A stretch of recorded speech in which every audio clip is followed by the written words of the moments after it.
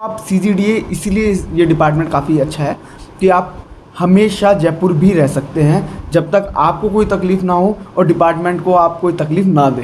2800 grade pay ही रह गई, level 5 की जॉब रह गई। बाकी ये लेवल 6 या लेवल 7 में होती है तो मुझे लगता है कि ये मुझे लगता है कि वन ऑफ द बेस्ट तो है ही और टॉप रैंक्स में ही ख़त्म हो जाती। बाकी आर्मी पर्सनल से आप कनेक्ट करते हैं तो आपको लगता है कि देश के सर्व कर रहे हो आप कंट्री को, और या फिर हम कह सकते हैं कि हमारा मोटो भी है, we serve the people who serve the nation.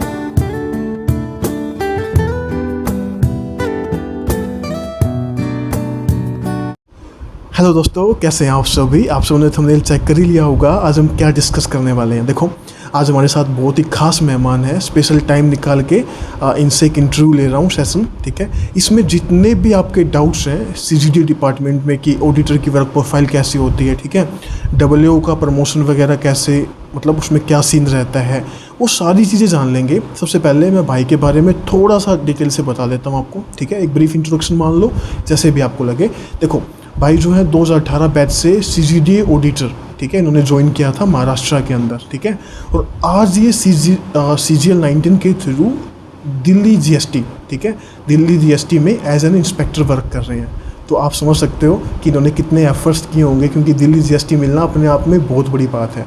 तो ये आपको मतलब गाइड भी कर पाएंगे कि आपको कैसे पढ़ना चाहिए, ठीक है। वो सारी चीज़ें आप हम सब कुछ जान लेंगे। थोड़ा सा पेशेंस रखना, और कोई भी एक्स्ट्रा क्वेश्चन ऐसा नहीं होगा कि आपका बैकग्राउंड कैसा था, सिर्फ पॉइंट की बात करेंगे यहाँ पे, ठीक है। तो सबसे पहले थैंक यू भाई, आपने अपना जो क्रूशियल टाइम में दिया। मैंने आपसे बहुत पहले भी कहा था कि आप इंटरव्यू दो, पर कोई नहीं, आज आपको टाइम मिला तो आपने दिया। तो सबसे पहले आप कुछ कहना चाहते हो तो फिर स्टार्ट। सबसे पहले तो मैं थैंक यू बोलूँगा मोहित भाई को, जिन्होंने मुझे आज इंटरव्यू के लिए बोला और आज ये सेशन हो पा रहा है आप सबके लिए। तो सबसे पहले थैंक यू। चलो भाई मैं सबसे पहले क्वेश्चन की स्टार्ट करता हूँ। देखो, मैं ना अगर आपको बताऊँ, जैसे अपना ना 2018 बैच में रिज़ल्ट आया था, ठीक है। रिज़ल्ट के बाद CGDA डिपार्टमेंट जैसे आपको मिला, उसके बाद ज्वाइनिंग तक की क्या क्या फॉर्मेलिटीज़ रहती है, एक बार वो आप बता दो कि ज्वाइनिंग तक का क्या रहता है सीन। देखो मोहित भाई, सबसे पहले क्या होता है कि जैसे हमने पोस्ट प्रेफरेंस भरी SSC CGL के थ्रू, तो उसके बाद फाइनल रिजल्ट आ गया। फाइनल रिजल्ट के बाद आप मानो कि लगभग 3 से 4 महीने हमें लगे थे हमारा एलोकेशन आने में। तो एलोकेशन से हमें स्टेट मिल गया कि स्टेट क्या, बेसिकली वहाँ पर कमांड चलती है। अच्छा। जो अभी भी आर्मी की तरह होता है वो भी, बिकॉज आर्मी से रिलेटेड वर्क है, तो आर्मी डिफेंस से, तो आर्मी के तहत उसमें कमांड मिलती है। तो मुझे मिली थी सदर्न कमांड, जिसमें मुझे इनिशियली में मुझे अजमेर मिला था, राजस्थान में ही, नसीराबाद। तो उसके बाद मेरी सदर्न कमांड थी, तो इंटर कमांड जो भी ट्रांसफ़र वगैरह हैं वो होते रहते हैं। तो उसके तहत मुझे जॉब मिली। उसके लिए आप पूछोगे अगला सवाल, उससे पहले ही मैं आपको बता दूं कि जो भी प्रेफरेंस कोई मांगी नहीं जाती है कि आपको कौन सी कमांड देनी है, कौन से स्टेट में आप रहोगे, वो सब रैंडम होता है। तो जैसे रैंडम होता है, तो CGL 18 में जब मैंने CGDA ऑप्ट किया था तो मुझे भी रैंडमली मिल गया था। मेरी रैंक भी ठीक थी, तो शायद इस वजह से मुझे राजस्थान इनिशियली मिल गया था। बाद में फिर आपका ट्रांसफ़र हुआ था महाराष्ट्र? ऐसा था कि जो CGDA हेडक्वार्टर है, जहाँ पर CGDA है, तो वो एक बार अलोकेट कर देते हैं कमांड में वो एक प्लेस दे देते हैं कि भाई इस जगह इस बंदे को इनिशियली पोस्टेड किया जाता है। उसके बाद कमांड वाले यदि चेंज करना चाहते हैं तो कर देते हैं। तो सदर्न कमांड ने, वैसे अदर कमांड ने किया नहीं था चेंज, बाकी सदर्न कमांड ने थोड़े बहुत चेंजेस किए थे, जिसमें मेरा भी चेंज था। अच्छा, मतलब एक मिनट, जैसे ना कमांड्स बने हुए हैं, नॉर्दर्न कमांड है, साउदर्न कमांड है। आपको साउदर्न कमांड मिली, ठीक है, आपकी पहली पोस्टिंग इनिशियली अजमेर में होगी। तो जो महाराष्ट्र है वो साउदर्न कमांड के अंदर ही आता है क्या? हाँ। अच्छा। एक्चुअली क्या है कि इसमें जो कमांड बनी हुई है, इसकी सबसे बड़ी कमांड ही सदर्न कमांड है। तो सदर्न कमांड में मैक्सिमम राजस्थान कवर होता है। इससे पहले पूरा राजस्थान ही सदर्न कमांड में आता था, फिर बीच में थोड़ा सा हिस्सा राजस्थान का, जयपुर, अलवर, दौसा, ये वाला जो थोड़ा सा बेल्ट है, इसको साउथ वेस्टर्न कमांड में दे दिया था, जिसमें थोड़ा सा पंजाब का इलाका भी आता है। बाकी पूरा राजस्थान अभी भी सदर्न कमांड में आता है।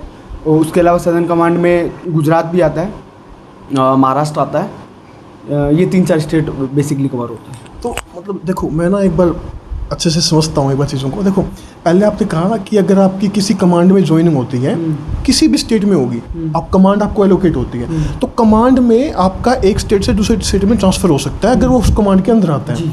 तो एक कमांड से दूसरी कमांड में भी ट्रांसफ़र हो सकता है क्या?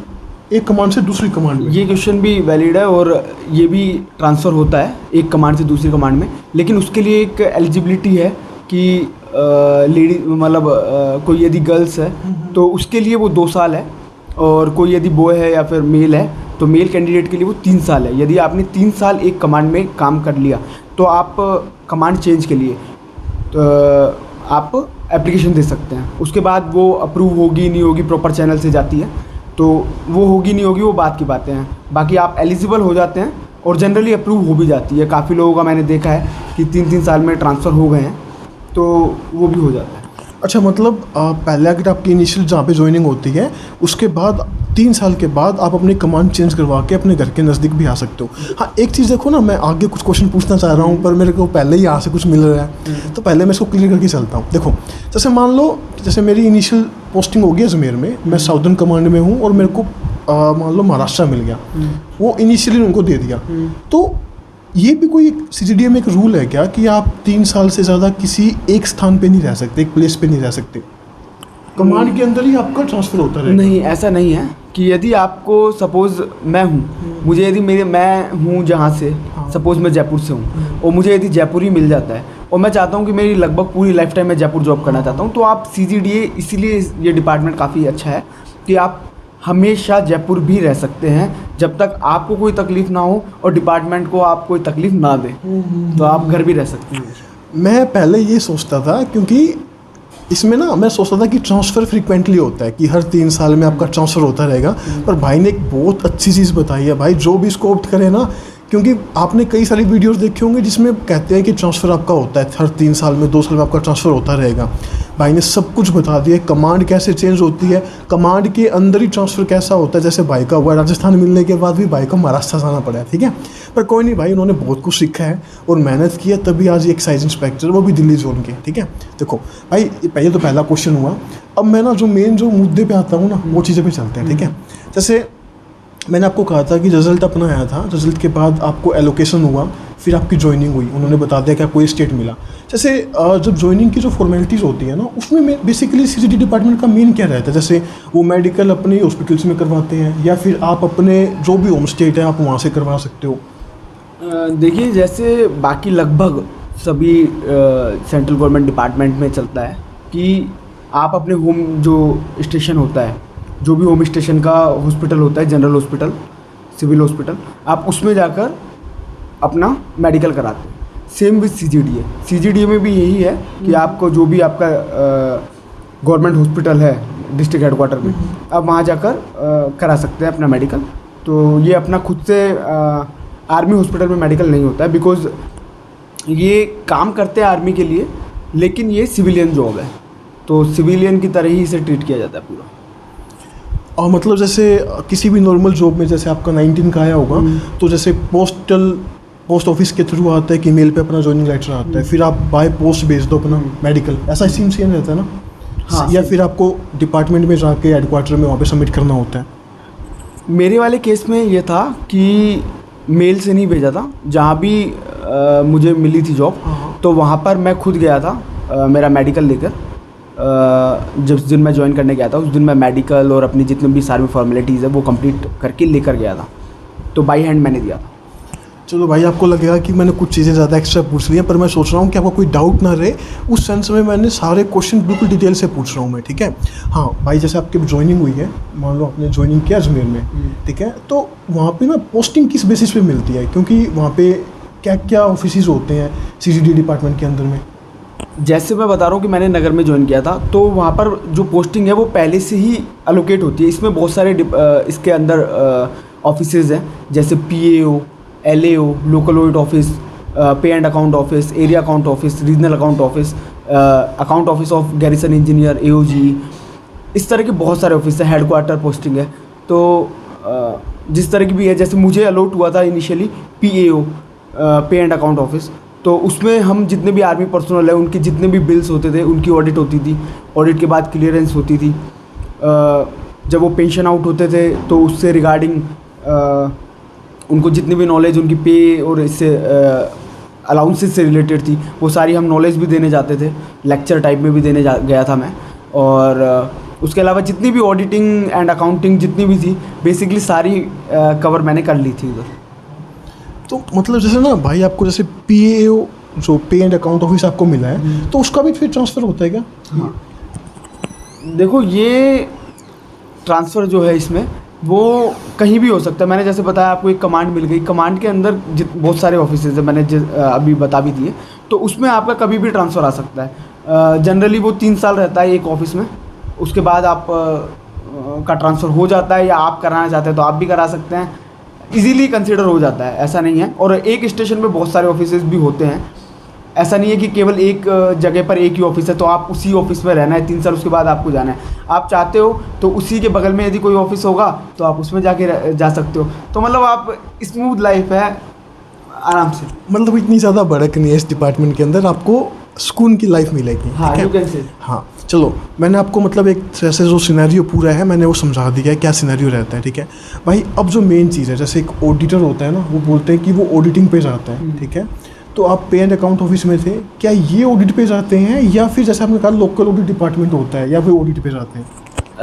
CCDA में बेसिकली केवल एक ही डिपार्टमेंट ऑडिट करता है, वो है लोकल ऑडिट ऑफिस, LAO जिसे कहते हैं, जिसको हेड करता है या तो ऑडिट ऑफिसर हेड करता है जिसे LAO कहते हैं, या फिर असिस्टेंट ऑडिट ऑफिसर करता है जिसे ALAO कहते हैं। तो उसके अंडर में कुछ ऑडिटर्स होते हैं, उसके बाद जो भी स्टाफ होता है वो सारा होता है। तो केवल ऑडिट LAO ही करते हैं, बाकी कोई भी डिपार्टमेंट पेपर ऑडिट करते हैं। ऑडिट बेसिकली पेपर ऑडिट ही होती है, फिजिकल जो ऑडिट होती है विद पेपर वो LAO करता है। बाकी अब जैसे मैं PAO में था तो पेपर ऑडिट मैं भी करता था, तो ये सारी चीज़ें। अच्छा, मतलब paper audit in the sense आप डॉक्यूमेंट्स मंगवा लेते थे जिस भी डिपार्टमेंट का ऑडिट करना था तो वहाँ से आप मंगवा लेते होंगे डॉक्यूमेंट्स वगैरह? पेपर ऑडिट मीन्स जो भी पेपर मेरे पास आएगा, हाँ। वो किसी भी पे से रिलेटेड कितना भी अमाउंट का होगा तो उसको मुझे चेक करना है क्या उसके पेपर सही है तो उस पेपर पे कितना अलाउंस एलिजिबल है, कितना देना चाहिए, वो सारी चीज़ें उसमें होती थी। तो मेरे ख्याल से इसमें तो आपका कोई डाउट नहीं रहा कि ऑडिटर अगर आप बन के जाते हो तो सिर्फ एक डिपार्टमेंट के अंदर आपका प्रॉपर ऑडिट होता है जिसको बोलते हैं, जब आप फिजिकली तौर पे किसी भी डिपार्टमेंट के अंदर जाते हो। तो मतलब एक रिस्पेक्ट वाली जॉब तो ये है ही, है ना, इसमें तो मतलब डाउट नहीं है इसके अंदर, कोई डाउट। ठीक है, रिस्पेक्ट तो आपको पूरी मिलेगी भाई, पूरी रिस्पेक्ट है। ठीक है, हाँ अब भाई एक चीज़ मेरे को और बताना, ठीक है, जैसे ये सब चीज़ें अपने बात कर ली है, एक आता है कि जैसे प्रमोशन वाइज कैसी है ये, जैसे मान लो आज आपने ज्वाइन किया है तो रिटायरमेंट के टाइम तक हम तो मैक्सिमम सोच के चलेंगे ना कि आपको कहाँ तक आप पहुँच सकते हो, या फिर इनिशियल जब स्टार्ट करते हो तो पहला प्रमोशन कहाँ पे होता है, ठीक है, वो थोड़ा बता दो एक बार। देखो इसमें 2 तरीके के प्रमोशन चलते हैं। एक तो जब आपने एंटर किया तो आप SAS एग्ज़ाम होता है, यदि आप SAS एग्ज़ाम दे देते हैं, क्वालिफाई कर लेते हैं, उसके 2 पार्ट होते हैं, पार्ट 1 और पार्ट 2, 9 पेपर जिसमें होते हैं। यदि आप दोनों पास कर लेते हैं तो आप एलिजिबल हो जाते हैं AA के लिए। जैसे ही कहीं पोस्ट क्रिएट होगी आपको AA बना दिया जाएगा। लेकिन यदि आपने पास नहीं किया तो आप क्या होंगे कि 6 साल बाद इसमें पहला प्रमोशन होता है, वो है सीनियर ऑडिटर का 4200 ग्रेड पे। तो उसके लिए 6 साल बाद आप एलिजिबल होते हैं। जब आपने AA इधर आप कहिए AA बन गया मैं इस वाली साइकिल में, पहली वाली साइकिल में, जब आप AA बन गए तो उसके बाद 4 साल बाद आप ऑटोमेटिकली 5400 ग्रेड पे जो सारे डिपार्टमेंट में मिलता है सेंट्रल गवर्नमेंट, नॉन फंक्शनल जिसे हम कहते हैं, तो वो आपको मिल जाएगा, 5400 आप हो जाएंगे। उसके बाद जब भी अकाउंट ऑफिसर या ऑडिट ऑफिसर की वैकेंसी क्रिएट होगी तो आपको सीनियरिटी बन जाएगी। उसके बाद जिस पर आपने बैच में AA पास किया, उसके बाद कितनी रैंक से पास किया, तो उस हिसाब से आपकी सीनियरिटी बन जाएगी। और सीनियरिटी जब बन जाएगी तो उस हिसाब से आपके प्रमोशन आगे चलेंगे। और आप कह रहे हो कि मैक्सिमम कितना जा सकते हैं, तो मैक्सिमम तो मैंने जो लोग देखे हैं ऑडिटर से, वो मैंने तो JCDA भी देखे हैं, DCDA भी देखे हैं और ACDA भी देखे हैं। ये 5400, 6600 एंड 7600 ग्रेड पे था, मैंने देखे हैं लोग जाते हुए। तो मतलब यार प्रमोशन वाइज तो बहुत अच्छा डिपार्टमेंट है। 7600 पे ग्रेड अगर आपको मिलता है, 28 से आप स्टार्ट करोगे तो बहुत बड़ी बात है, ठीक है। और मान लो अगर 2 साल के बाद आप डब्ल्यू पे जंप करते हो ना, वो बहुत ही बड़ा जंप है भाई। 2800 से आप डायरेक्ट 4800 पे जा रहे हो और नॉन गस्टेड से डायरेक्ट गस्टेड ऑफिसर बन रहे हो, और फिर 4 साल के बाद NFU लग ही जाता है। इसमें मैं एक बात ऐड करना चाहूँगा कि जो मैं बोल रहा हूँ कि आप JCDA तक चांसेस हैं, वो केवल उसी सर्कमस्टेंसेस में है जब आप 2 साल बाद तुरंत एग्ज़ाम निकाल लेते हैं। और अभी थोड़ा सर्कमस्टेंस ये है कि अभी थोड़े प्रमोशन डीले कह सकते हैं, वो इसलिए कि SCS काफ़ी टाइम से हो नहीं रहा है। 6 साल से पिछले शायद मैं जहाँ तक जान रहा हूँ 6-7 साल से पिछले हुआ नहीं है, तो जिसकी वजह से जो 2013 में रिक्रूट हुए थे ऑडिटर SSC के थ्रू, वो अभी तक SCS के लिए पार्ट 1 नहीं दे पाए हैं। शायद वो इस बार एग्ज़ाम होना है, या तो हो चुका होगा जून में या फिर होना है कुछ। यार ये तो बड़ी दिक्कत है भाई, अगर 6 साल अगर आपको वेट करना पड़ रहा है तो फिर दिक्कत है, ठीक है। हाँ दोस्त, एक चीज़ और बताना, जैसे मान लो डब्ल्यू आप बन जाते हो, जैसे आपने एग्ज़ाम क्वालिफाई किया, 9 के 9 एग्जाम आपके क्लियर हो गए दोनों पार्ट के, तो आपको अगर नेक्स्ट डे से ही जब आपका क्लियर हो जाता है, आपको डब्ल्यू का मतलब एडहोक बेसिस पे दे देते हैं, या फिर जब वैकेंसी जनरेट होगी तब आपको देंगे? यहाँ पर ना एडहोक बेसिस का कोई सीन नहीं है, जो कि बाकी डिपार्टमेंट में हम देखते हैं। CAC में, हाँ, CGA में भी देखते हैं, और बहुत सारे UPS मतलब CSS कैडर में भी हम देखते हैं कि एडहोक बेसिस पे SO बना देते हैं यदि होती है। लेकिन यहाँ पर ऐसा नहीं है। यहाँ पर जिस दिन आप ज्वाइन करेंगे ना डब्ल्यू की पोस्ट पर, उसी से आपकी पे चालू होगी, तो उसी से ही आपका जब भी चालू होगा, जब भी पोस्ट डब्ल्यू की वैकेंट होगी, तो आपको उस पोस्ट पर बैठा दिया जाएगा, और जिस दिन आपने ज्वाइन किया उस पोस्ट पर, तब से आपकी पे भी चालू होगी और तब से आपकी सीनियरिटी मिलेगी। चलो, मतलब ये सारे क्वेश्चंस तो हो चुके हैं दोस्त। अब ये बताओ मेन जो चीज़ें हैं, जैसे कुछ दोस्त होते हैं ना, वो कहते हैं कि फर्दर प्रिपेयर करना है, तो इसमें स्टडी टाइम कितना मिलता है, ठीक है। और जैसे क्वार्टर्स वगैरह की फैसिलिटी है या नहीं है? क्वार्टर्स 1947 के तो नहीं है, मतलब बिल्कुल ही पुराने हो, ठीक है, अंग्रेज़ों के ज़माने के, कुछ ऐसा भी सीन है क्या? सबसे पहले तो मैं क्वार्टर वाली बात पे आ जाऊँ कि जैसे भाई ने बोला कि 1947 के टाइप के, एक्चुअली क्या है कि जब हम आर्मी डिफेंस इनकी बातें करते हैं तो हम बहुत पुराने चले जाते हैं। हमें लगता है कि 1857 में आर्मी थी, उससे पहले आर्मी थी, जब से आर्मी थी, आर्मी हमेशा रही है, तो उनके क्वार्टर भी ऐसे होंगे, ऑफिसेज भी ऐसे होंगे। ऐसा नहीं है, अब बिल्कुल सब कुछ चेंज हो चुका है। जैसे बाकी डिपार्टमेंट के क्वार्टर्स और ये रेनोवेट हो रहे हैं, ऐसे CGDA के खुद के जो क्वार्टर है, जो कि MES मिलिट्री इंजीनियरिंग सर्विसेज वाले जिसकी मेंटेनेंस करते हैं, वो भी अब काफ़ी रेनोवेट हो रहे हैं। और सबसे अच्छी बात इस डिपार्टमेंट की जो मुझे लगती है कि मैक्सिमम ऑफिसेज के आसपास ही नियर बाई में 100 मीटर 200 मीटर में ही क्वार्टर्स अवेलेबल हैं। सेकंड चीज़ जो कि बाकी डिपार्टमेंट में नहीं है, कि काफ़ी लोग बोलते हैं कि जनरल पूल के लिए अप्लाई करना पड़ता है, उसमें सीनियरिटी लगती है, ये लगती है। हमारे डिपार्टमेंट में इतने सारे क्वार्टर्स हैं ऑलरेडी कि लगभग हर बंदा जो भी इसका स्टाफ एंड ऑफिसर है, वो सब उसी क्वार्टर में अरेंजमेंट हो जाते हैं। तो यदि कोई चाहता है क्वार्टर में ही रहना, तो वो हमेशा उसको कोई ऐसा इश्यू नहीं है कि गया और नेक्स्ट डे भी उसको क्वार्टर मिल जाता है, जैसे कि मुझे भी हुआ था। मुझे very next day quarter allot हो गया था। और स्टडी टाइम वगैरह कितना? हाँ, स्टडी टाइम के लिए तो ये डिपार्टमेंट बहुत ही टाइम देता है, रिलैक्स है। जॉब ऐसा नहीं है कि हार्ड एंड फास्ट है कि भाई कोई टाइम में आपको मिल ही नहीं रहा है, सुबह आप 9 बजे जा रहे हैं, शाम को 6 बजे आ रहे हैं, ऐसा भी नहीं है मेरे हिसाब से तो। बाकी ऑफिशियल जो टाइम है वो तो हमें फॉलो करना ही है। बाकी यदि आप चाहते हैं फर्दर स्टडीज़ करना, SSC UPSC स्टेट PCS, तो मुझे लगता है कि टाइम ही टाइम है। जितना मैं इस डिपार्टमेंट को जान पाया हूँ, लगभग सभी ऑफिस में कुछ 1-2 सेक्शन को छोड़ दें तो आपके पास इतना टाइम है कि आप फर्दर स्टडी करके कोई भी एग्ज़ाम निकाल सकते हैं। मैं काफ़ी लोगों को जानता हूँ जिन्होंने UPSC क्रैक किया है इस डिपार्टमेंट से। मैं काफ़ी लोगों को जानता हूँ स्टेट PCS क्रैक किया है। मैं काफ़ी लोगों को जानता हूँ जो CGL में रैंक तक लेकर आए हैं। तो काफ़ी रिलैक्स डिपार्टमेंट है, पढ़ाई के लिए भी बढ़िया है, क्वार्टर भी बगल में है, तो वेलकम है। और बाकी कुछ चीज़ें तो यार अपने लिए भी छोड़ लो, जो डिपार्टमेंट ज्वाइन करोगे ना तो चीज़ें समझ में आ जाएंगी, ठीक है। यूट्यूब पे कहना वो चीज़ें वो रहती भी नहीं, ठीक है। देखो, तो मतलब ये मेरे ख्याल से सारे लगभग क्वेश्चन हो चुके हैं। अब लास्ट का 1-2 क्वेश्चन और लेते हैं।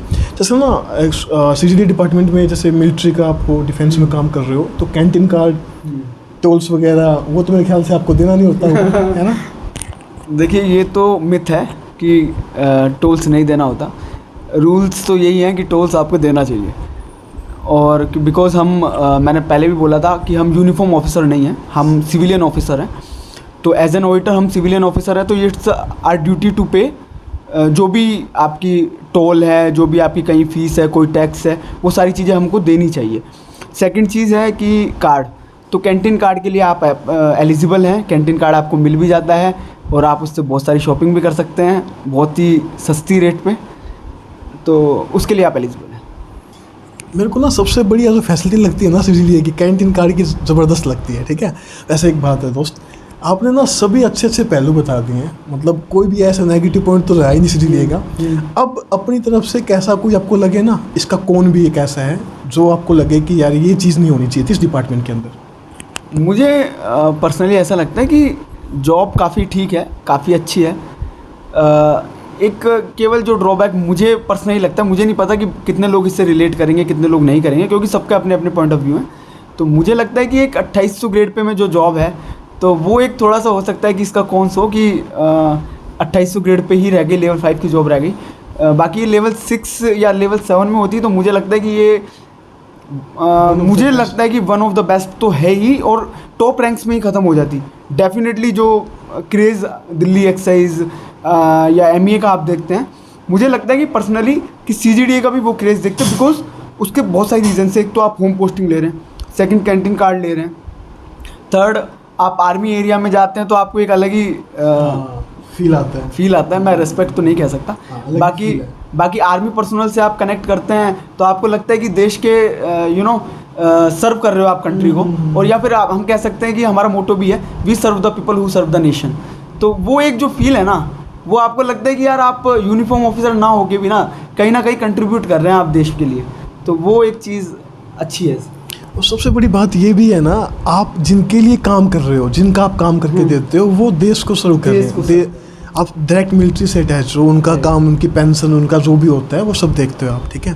देखो भाई, सब क्वेश्चंस ले लिए हैं, कोई भी क्वेश्चन ऐसा रहा नहीं है।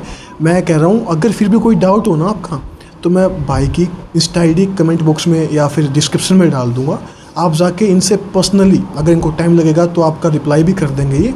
सीजीडीए का कोई डाउट हो या फिर एक्साइज इंस्पेक्टर से रिलेटेड कोई भी डाउट हो कि उनकी ट्रेनिंग कैसे होती है, ट्रेनिंग के ऊपर भी मैं एक वीडियो सोच रहा हूँ कि अगर भाई को टाइम लगेगा तो मैं उसमें भी बता दूंगा आपको कि ट्रेनिंग वगैरह का कैसा क्या सीन रहता है, ठीक है। तो सारी चीज़ें डिटेल से बता दूंगा। अब लास्ट में 2 मिनट और ही जान लेते हैं भाई से, है ना, जो मेंस का एग्ज़ाम होना है, तो मेंस के लिए भी कुछ टिप्स ले लेते हैं भाई से कि आपको ऐसे कुछ प्रिपेयर करना चाहिए। तो मेंस के लिए कोई टिप्स बच्चों के लिए?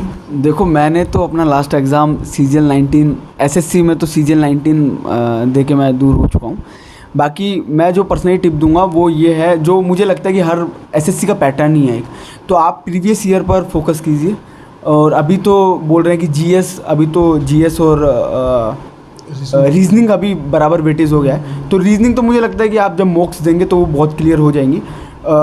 मैथ और इंग्लिश के लिए आप प्रीवियस ईयर मेंस के, प्री के सारे कवर कर लो। और बस ये GS, तो GS के लिए आप करंट अफेयर्स देख सकते हैं, जो कि मुझे लगता है कि बहुत ही कम टाइम में सबसे अच्छा स्कोरिंग जो पार्ट है GS का, वो मुझे लगता है करंट अफेयर्स हो सकता है।